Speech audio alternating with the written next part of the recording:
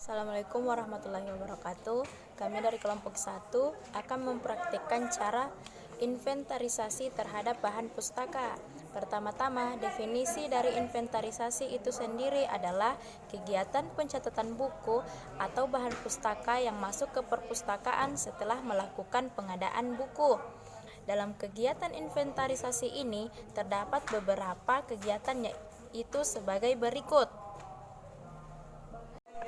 Dalam proses inventarisasi sebuah bahan pustaka, pertama-tama kita akan melakukan pemeriksaan bahan pustaka terlebih dahulu. Setiap buku yang masuk harus diperiksa terlebih dahulu, baik dari fisik, isi, dan kualitas bukunya. Selain itu, sekalian untuk memeriksa kesesuaian antara jumlah judul dan eksemplar yang dipesan dan yang diterima. Yang kedua, pengelompokan koleksi. Selain memeriksa satu persatu bahan pustaka sekaligus dikelompokkan ke dalam bidang-bidang tertentu, bisa dibedakan berdasarkan judul dan cabang ilmu. Seperti contoh buku yang saya pegang, dia masuk ke dalam kelas 100, yaitu kelas filsafat. Yang ketiga, pengecapan. Sebagai tanda kepemilikan resmi, setiap buku harus dicap. Cap tersebut sebagai tanda bahwa buku merupakan milik perpustakaan. Dalam pengecapan buku ada 3 macam, yaitu bagian halaman judul, halaman subjudul, dan halaman terakhir.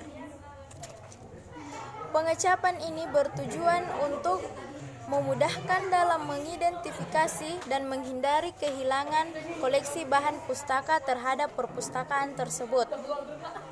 Pencatatan. Semua buku yang sudah dicap juga harus dicatat atau dimasukkan ke dalam database di komputer, sehingga pengelola perpustakaan memiliki arsip tersendiri terkait dengan koleksi bahan pustaka. Pencatatan dapat dilakukan dengan menggunakan komputer. Pencatatan buku ini minimal terdiri dari nomor urut, tanggal pencatatan, nomor inventarisasi, asal bahan pustaka, pengarang, judul, dan keterangan tambahan. Nah, ini dia contoh dari nomor urut pada buku. Dan tanggal pencatatannya itu ada di sini. Dan nomor inventarisasinya yang ini. Asal bahan pustaka ini, pengarangnya itu ini, dan juga judulnya itu ada di sini, dan keterangan tambahnya ada di sini. Kegiatan dalam pengelolaan bahan pustaka selanjutnya adalah klasifikasi. Klasifikasi dapat diartikan sebagai pengelompokan, pembagian, dan pembedaan. Buku-buku yang masuk ke perpustakaan akan dikelompokkan berdasarkan subjek, isi, judul, atau hal lain sesuai dengan sistem klasifikasi yang digunakan. Sebagai contoh, jika menggunakan sistem DDC, setiap bahan pustaka akan diberi nomor unik yang mana nomor tersebut akan dijadikan sebagai nomor panggil. Kegiatan di search menggunakan nomor tersebut, muncullah informasi tentang buku tersebut. Nomor ini biasa ditempel pada bagian punggung buku.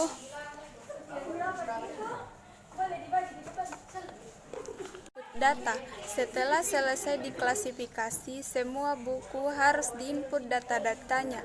Input data ini terdiri dari beberapa hal, yaitu katalogisasi koleksi. Semua data-data buku dimasukkan dalam katalog atau daftar buku yang ada di perpustakaan tersebut.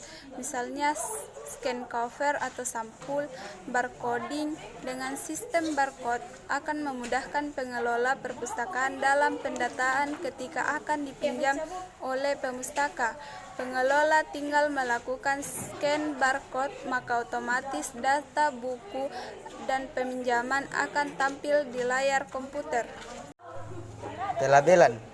Pelabelan berfungsi untuk memberikan label pada punggung buku. Label ini berisi kode tertentu yang telah dibuat sebelumnya. Contohnya bisa dilihat pada buku ini. Kode ini sering dikenal sebagai nomor buku. Kode buku yang didapat pada proses klasifikasi. Selain itu, pelabelan juga berfungsi untuk memasang berbagai kelengkapan bahan pustaka sebagai identitas buku, seperti label buku dan lembaran tanggal kembali peminjaman. Contohnya seperti ini.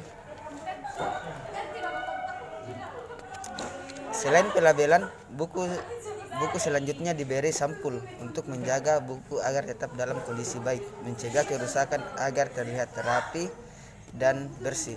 Penyampulan dapat digunakan menggunakan plastik bening, gunting, dan solasi bening.